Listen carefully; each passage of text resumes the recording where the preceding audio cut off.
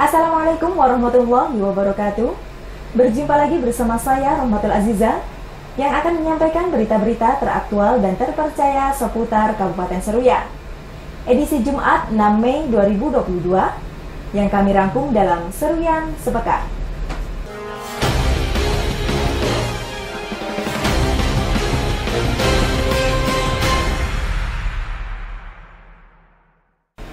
Bertempat di pendopo rumah jabatan, Bupati Seruyan Yulhaidir di momen Hari Raya Idul Fitri 1443 Hijriah menggelar silaturahmi bersama masyarakat setempat.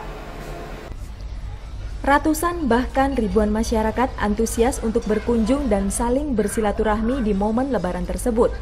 Dan tak jarang masyarakat juga menyempatkan bersuah foto dengan Bupati serta keluarga. Bupati Seruyan Yulhaidir mengatakan, tahun ini merupakan sejarah besar karena mulai dapat melaksanakan silaturahmi dengan masyarakat.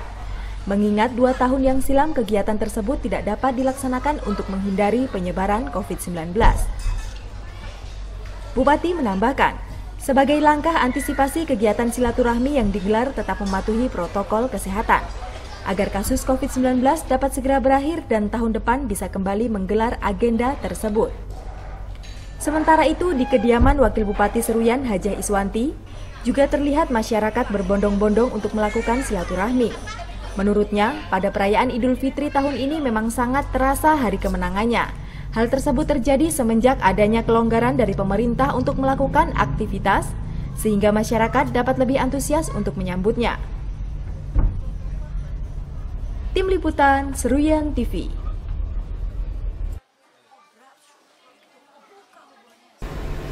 Harga bahan baku pembuatan tahu mengalami kenaikan sekitar 40%, sehingga hal tersebut berdampak terhadap harga penjualan dan ukuran tahu yang dijual. Proses pembuatan tahu dapat menghabiskan bahan baku kedelai sebanyak 70 kg, di mana tahu yang bisa dihasilkan sebanyak 6.000 biji untuk tahu goreng dan mentahnya atau putih sekitar 500 biji. Menurut pengakuan salah seorang pembuat tahu di kota Kuala Pembuang, bahan baku sejauh ini didatangkan dari luar daerah, salah satunya Kota Sampit.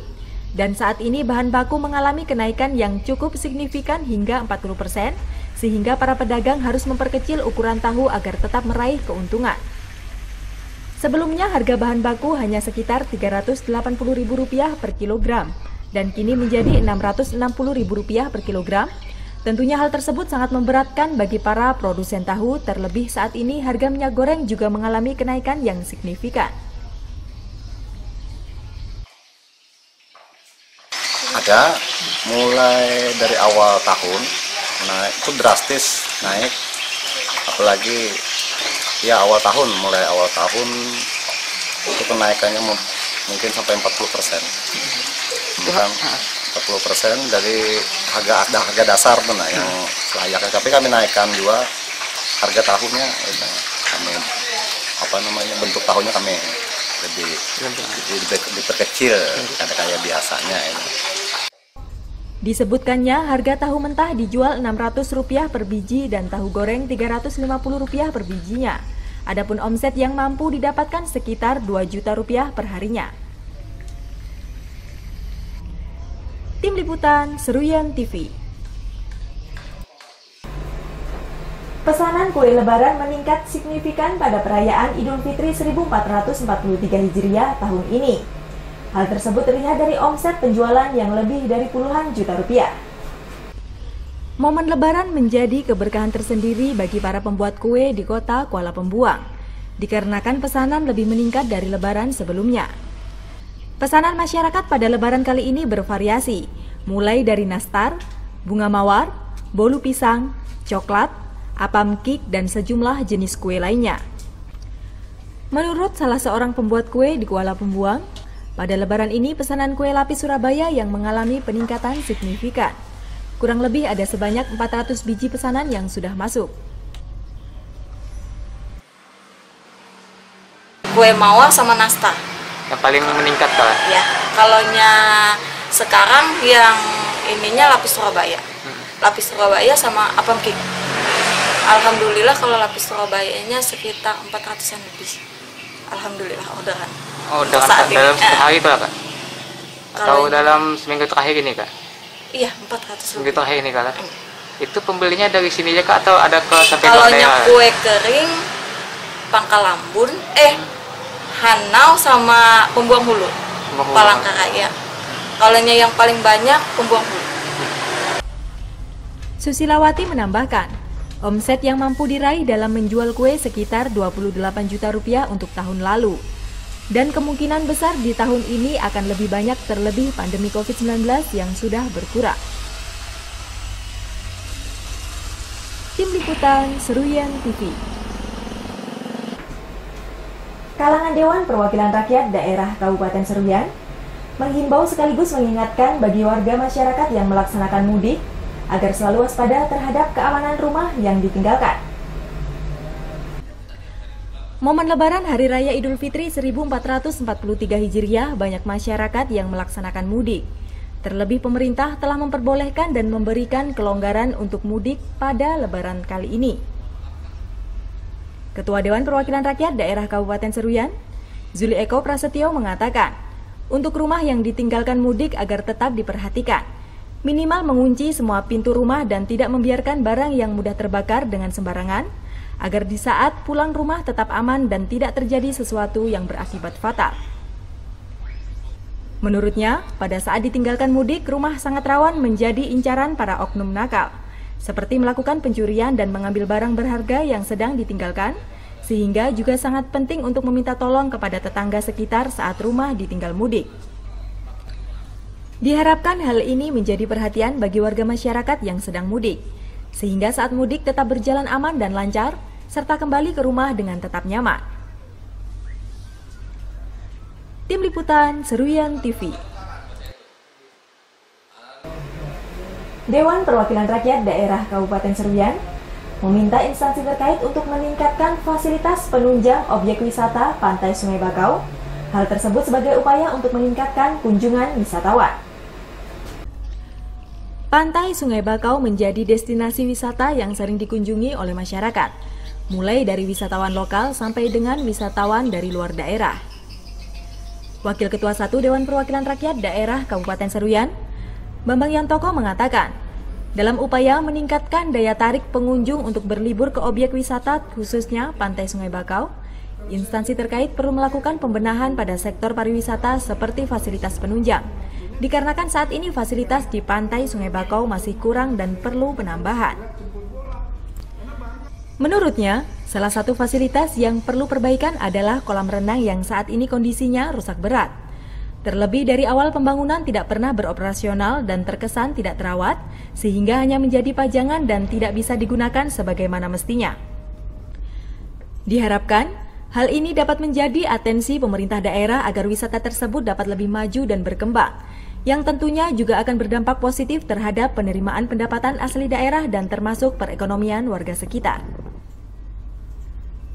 Tim Liputan Seruyan TV. Tempat wisata saat liburan Idul Fitri 1443 Hijriah sudah dibuka untuk masyarakat umum. Legislator meminta agar masyarakat tetap memperhatikan protokol kesehatan sesuai dengan ketentuan yang berlaku. Libur dan cuti bersama Lebaran Idul Fitri banyak dimanfaatkan masyarakat berkunjung ke tempat wisata. Salah satunya Pantai Sungai Bakau yang berada di Kecamatan Seruyan, Hilir Timur. Wakil Ketua 2 Dewan Perwakilan Rakyat Daerah Kabupaten Seruyan, Muhammad Aswin mengatakan, pemerintah daerah telah membuka tempat wisata yang ada di wilayah setempat, di mana pada momen libur Lebaran masyarakat yang berkunjung sangat banyak dan mengalami peningkatan yang sangat pesat, sehingga berdampak positif terhadap masyarakat di sekitar untuk meningkatkan perekonomian. Wakadua menghimbau, protokol kesehatan harus tetap diutamakan pada saat berlibur atau berkunjung ke tempat wisata, sebagai langkah antisipasi dan menghindari hal-hal yang tidak diinginkan, sehingga pandemi COVID-19 dapat segera berakhir dan aktivitas bisa berjalan normal. Selain itu, seluruh masyarakat yang berkunjung juga diminta tetap memperhatikan kebersihan lingkungan sekitar area pantai, dengan cara membuang sampah pada tempatnya yang sudah disiapkan oleh pihak pengelola. Tim Liputan Seruyan TV. Menjelang akan berakhirnya liburan dan cuti bersama Lebaran Idul Fitri 1443 Hijriah, kalangan dewan ingatkan seluruh aparatur sipil negara untuk kembali masuk kerja sesuai dengan ketentuan yang berlaku. Libur dan cuti bersama pasca Lebaran Idul Fitri tidak lama lagi akan berakhir. Tentunya segala aktivitas terutama pelayanan terhadap masyarakat harus kembali aktif. Anggota Dewan Perwakilan Rakyat Daerah Kabupaten Seruyan, Harsandi mengatakan, sesuai dengan arahan Presiden Republik Indonesia terkait dengan hari libur dan cuti bersama, di mana libur dimulai pada tanggal 29 April dan cuti bersama berakhir pada tanggal 6 Mei, sehingga tepat pada tanggal 9 Mei semua aparatur sipil negara harus kembali bekerja di kantornya masing-masing. Menurutnya, pemerintah daerah di hari pertama masuk kerja perlu melakukan inspeksi mendadak ke seluruh instansi yang ada, untuk memastikan secara langsung kehadiran ASN pada tanggal 9 nanti. Hal tersebut dilakukan agar tidak adanya halangan atau terhambatnya pelayanan terhadap masyarakat. Harsandi berharap hal ini memang sudah semestinya dilakukan untuk mendisiplinkan para ASN agar tidak menyepelekan aturan tersebut, di mana sanksi yang diberikan mulai dari teguran lisan hingga penurunan jabatan, sebagaimana diatur dalam Peraturan Pemerintah Nomor 94 Tahun 2021 tentang Disiplin Pegawai Negeri Sipil. Tim Liputan Seruyan TV. Penertiban terhadap sejumlah reklame yang sudah kadaluarsa bahkan yang tidak memiliki izin dinilai sangat wajar dilakukan. Dikarenakan hal tersebut akan memberikan kerugian bagi daerah jika dibiarkan tetap terpasang. Penertiban reklame yang tidak memiliki izin sudah menjadi suatu keharusan, di mana hal tersebut sudah tertuang dalam regulasi maupun aturan yang berlaku untuk ditindaklanjuti. Ketua Dewan Perwakilan Rakyat Daerah Kabupaten Seruyan, Zuli Eko Prasetyo mengatakan, pihaknya mendukung penuh langkah pemerintah daerah untuk menertibkan reklame tanpa izin, karena melihat dari aturan atau regulasi tentunya itu sudah sangat wajar untuk ditertibkan. Menurutnya, penertiban reklame tanpa izin atau sudah kadaluarsa merupakan upaya dalam meningkatkan sektor pendapatan asli daerah, sekaligus juga memberikan teguran bagi para pengguna reklame untuk selalu mematuhi aturan yang berlaku.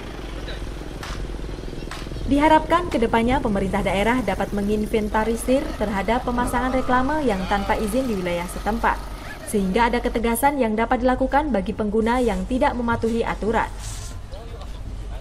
Tim Liputan Seruyan TV.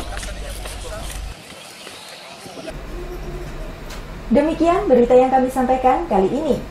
Saya Rahmatul Aziza beserta kru yang bertugas mohon undur diri dari hadapan Anda. Terima kasih dan sampai jumpa. Wassalamualaikum warahmatullahi wabarakatuh.